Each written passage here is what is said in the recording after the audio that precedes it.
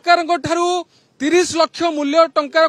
30 लाख कोटी टंकार जमी की मात्र 12 कोटी 96 लाख टंकार ये प्रणव प्रकाश दास बबी नहीं शंख भवन तैयारी कर जो शंख भवन में क्वार्टर किसी अंश रही 30 कोटी टंकार जमी को एमाने 12 कोटी टंकार नहीं शंख भवन कर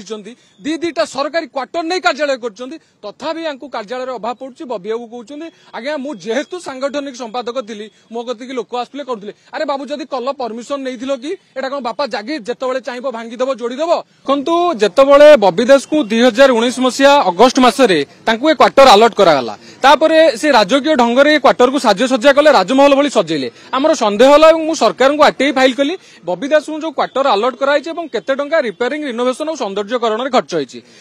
सरकार तथ्य देलेनी R&B डिविजन 2 को पठेले R&B डिविजन 2 तथ्य देलेनी जेहेतु बबी दास प्रभाव थिला तेणुक से तथ्य लुचेले आम आंदोलन कलु आंदोलन पर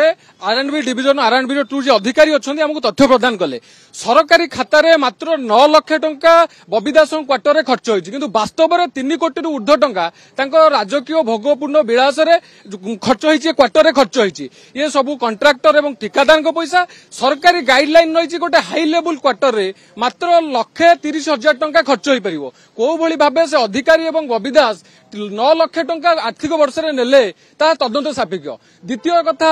आलिशान घर करने पूर्व कि रिपेयरिंग रिनोवेशन करने पूर्व सरकार अनुमति नवा दरकार एवं डायरेक्टर ऑफ स्टेट परमिशन नवा दरकार ये डायरेक्टर ऑफ स्टेट परमिशन नहीं ना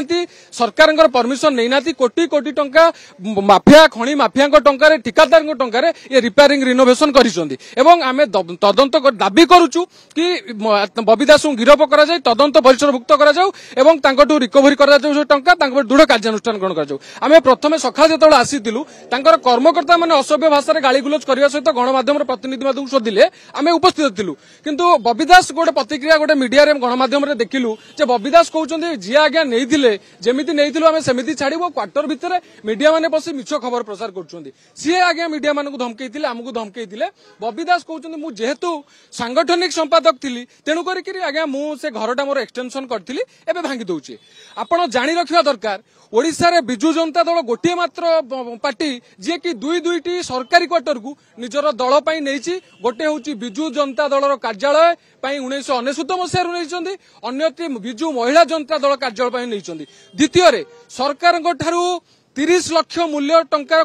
30 लाख कोटी टंकार जमी की मात्र 12 कोटी 96 लाख टंकार ये प्रणव प्रकाश दास बबी नहीं शंख भवन तैयारी कर जो शंख भवन में क्वार्टर किसी अंश रही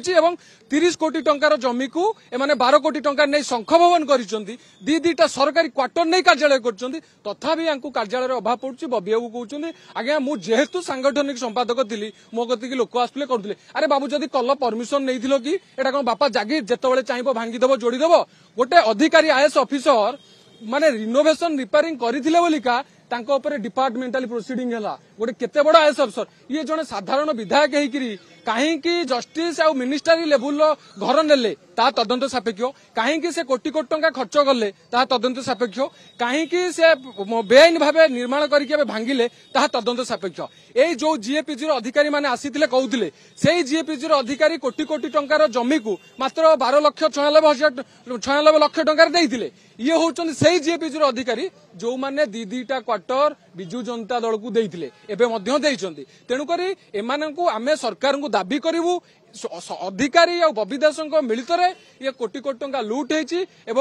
जहाँ होती संपृक्त हाथ अच्छे बबी दास को तुरंत गिरफ कर कार्यानुष्ठान ग्रहण कर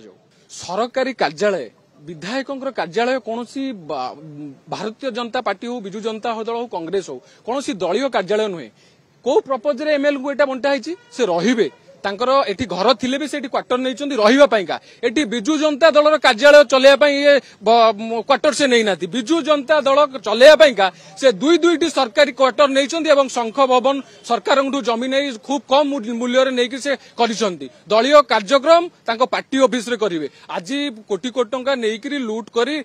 माने राज्य को कंगाल कंगाल कर आज धरा पड़ जाऊच कौच कौन ना आज्ञा आम भूल करदेलु आम भांगी दौचु जमी स्थिति थिला जदि तुम ज्ञान अच्छी जो स्थिति रे तमे क्वार्टर नहीं से स्थिति निर्माण करूथिलो कहीं सरकार को बिना अनुमति रे कहीं फनी सुजोग नहीं फनी बात्यार दीटा क्वार्टर को मिसेकी 1.5 क्वार्टर को मिसेकी पाचेरी करी